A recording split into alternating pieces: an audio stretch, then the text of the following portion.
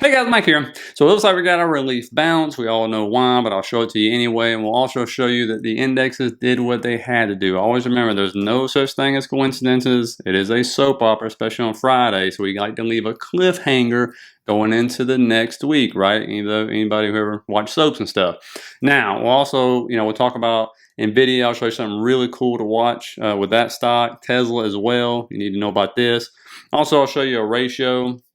This is the one you need to save for sure, because it'll show you if there's a rotation going into, like, where big money's putting their money at and what the stock market might be looking like. I'll show you that one. I'll also answer the question for a lot of people, which the number one question I get is, how come we hadn't had a huge drop in the market, right, in 2023? You get these 3%, 5% type weak moves, and then it goes back up, right? So I'll show you that as well. But I will, again, always keep you updated on the real estate market, because this is what actually is saving us, believe it or not. And his existing home sales at a 7-month low in August. But what's going on with prices? They're going up. What I mean by this is saving us. Because what's happening? People ain't putting down big deposits for houses. They aren't making big purchases on furniture and appliances and all that good stuff, and yard work and lawnmowers and all that good stuff. So that money just keeps sitting in the bank and being spent up somewhere else, okay? So again, real estate market is a hot mess right now. Now, how come the market don't take a big drop? It's all got to do with liquidity, guys. I put this in every morning news brief for a reason. And one of them is this chart right here. I'll show you both of them. But this is the Fed's balance sheet, the Treasury, and the reverse repo. See that big drop? That's when the stock market took a dump, right? See how it went back up? Stock market rose. How come it hadn't dropped? Because it's just been steady, right? And so you remember all those fear-mongering videos about, oh my God, the Treasury has to refill their account. And I told you guys, so don't worry, it's going to go from the reverse repo over to the Treasury. That's what happened. Didn't get the big drop. Shocker there. The other one, you can get this every Wednesday yourself. You just go in there. You don't need me. It's called the National Financial Conditions Index, NFCI. You can go to their website. It's right there. Set an email alert and all that good stuff. But guess what? Conditions are still loosening, okay? When they tighten, market goes down. When they're loosening, everything's good. Now, the ratio I'm talking about, and this right here, I want to show this to you. I did a members video a few months ago talking about these two ratios are really powerful to spot big money moves. Here's one of them. The XLU divided by the SPY.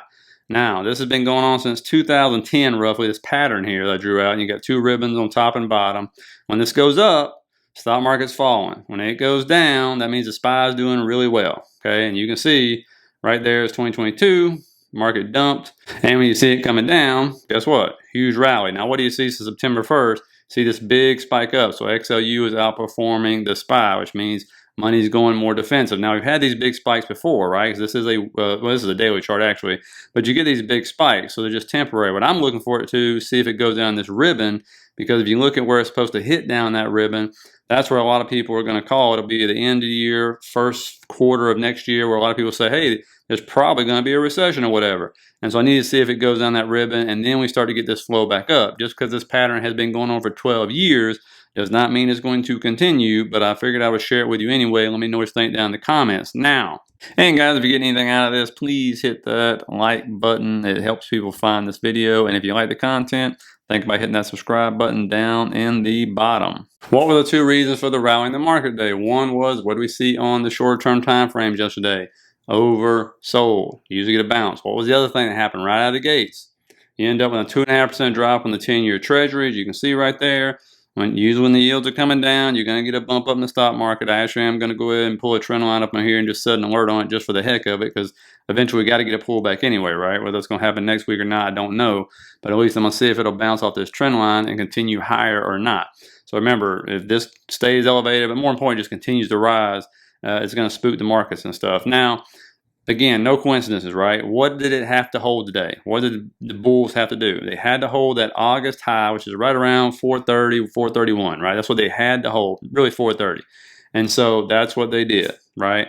So again, no coincidence. If it breaks that level, oh yeah, we're definitely going lower. That is for sure. So if you're a bull, you want to make sure it holds that level. If you're a bear, you want to absolutely break that level for sure. And that's what it's trying to do basically right at the end of the day. When it started selling down at the end of the day, that's what it is trying to do. And so we'll see if that holds.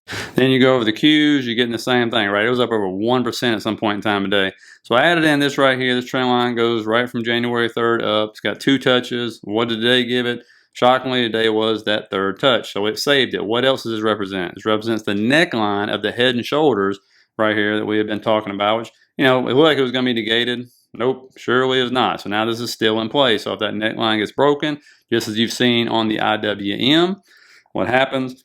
You tend to see a lot of selling pressure start heading into the market for it. So if that neckline breaks, and they knew that, which also would be that trend line, then yes, you can see us heading down a little bit further. Who knows how far? Now Tesla filled this gap just like I wanted it to, and a little bit more. So I can take that gap away. We'll take that right there. Word away, that is over.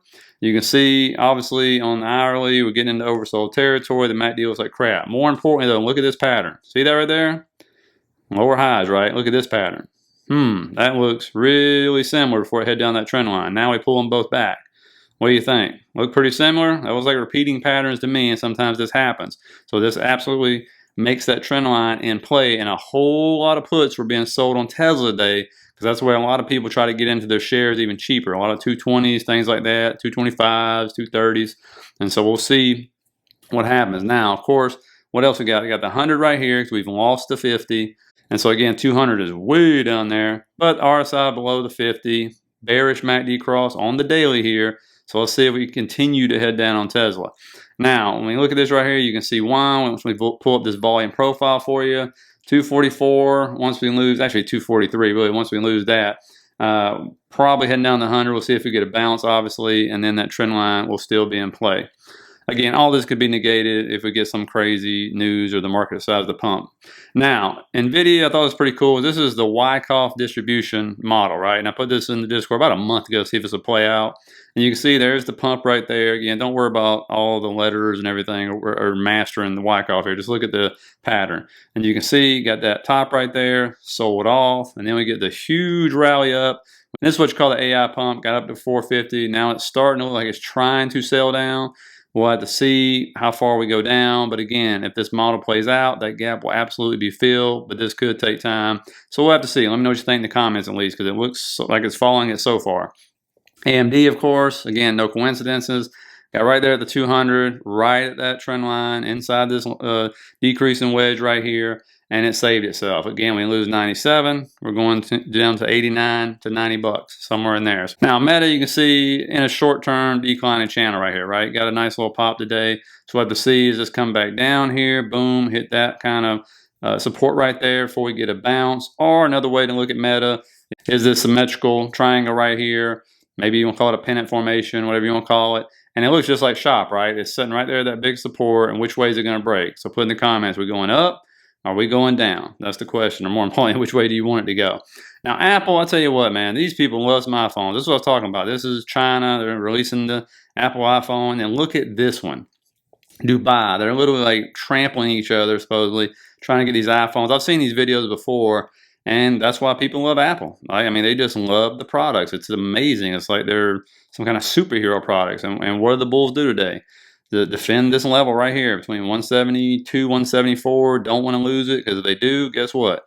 We're going right on down to this gap right here. Okay, and the bulls don't want to see that. Now you would think it would make sense. I personally would like to see it go and fill that gap for a better fourth quarter. But anyway, you see the 50s getting close to crossing over, a bearish cross on the 100 right there. Again, the 200 is coming right up below that gap right there. So it'd be a lot healthier for the market if Apple came down, because if Apple gets to that 200, you don't think people will be sitting there waiting to buy? Like, yeah, I think they are, because 200 has been pretty good to Apple. Remember, though, anything below 200, nothing good happens. So just keep that in mind as well. Now, Chinese stocks, you might have noticed, they were up shockingly there. I can't believe it, right? Well, of course I can. And, Baba investors were super happy, looking like Tom Cruise and everything, and Top Gun. And of course, it's the same thing as always. What do they do here? Like I put in the morning news brief. Hey, look at that. We're going to start trying to look at our rules and make them more lax and try to bring foreign investment back into China and stuff. And of course, the other big thing was you had the U.S. Treasury Department and the China's Ministry of Finance. They launched a pair of economic working groups on Friday in an effort to ease tensions and deepen ties between the nations. So, of course, that's always good. So, Baba pops like 5%. You can see I drew this right here yesterday for you guys. And so, again, it's in this declining wedge right here. It got its pop. We'll see if that continues or not. You can see, though, I told you, make note, to keep that trend line has been there for months for a reason, because support turns into what? Resistance. And what did it absolutely get halted at? That line, which was support and is now resistance. Another thing to make a really key note of on Baba, that MACD down there until it gets above that 0 line. All this is for nothing, because if you go back, you can look at all these rallies. When it gets above that 0, that's when you get to see a really, really nice pop. Okay, so until you get that right there, you can forget about it. So make sure you make note of that. Now, obviously, Sundial set us up with the charts for the week, earnings, which we'll have more earnings next week coming out, and economic data. And we'll see how the market wants to react to things. Again, we're coming into the end of September, so we're going to continue this sell down. There is a lot of pressure. You have a lot of the indexes sitting there doing what? Sitting on some major cliffs. Okay, some of the stocks are the same way, and you saw the sell off at the end of today. And so that's what we're going to have to see, because again, if those 10 stocks we always talk about, some people call it the Magnificent Seven, it's actually like 10. If those keep getting taken out to the woodshed, where's the market going? It's going down. Okay, so those stocks, they're just there for the show. But it's those big ones you got to watch out for. So put your, what you think is going to happen, your prediction for next week, or whatever, how we're going to end September. Remember, the worse September we have, the better fourth quarter. I even saw a stat, and I was trying to find something on it for you, saying like in the last 9 times, August and September both ended up red. It was 999 and the fourth quarter was green. Now, that does not mean it has to be 20% green. If it ends up 0.011% green, guess what? That's still green. So, I just want you to kind of keep things in perspective here. So, and tomorrow, of course, we'll have the Saturday video. Appreciate all you guys for your comments, your questions, and everything. And I really loved all the comments from yesterday's video. Obviously struck a nerve with people when it comes to executive pay and compensation and all that good stuff, and the system we live in and stuff. So I'll have a couple of those in there for you as well. Some answers, because some of you guys asked some questions. So anyway, wish me luck. I'll be out camping with the Boy Scouts with my son and stuff. And at this time of the year, the mosquitoes are horrible in my area here in Florida. So be taking plenty of bug spray myself. So I hope you guys have a good weekend, and I will see you later.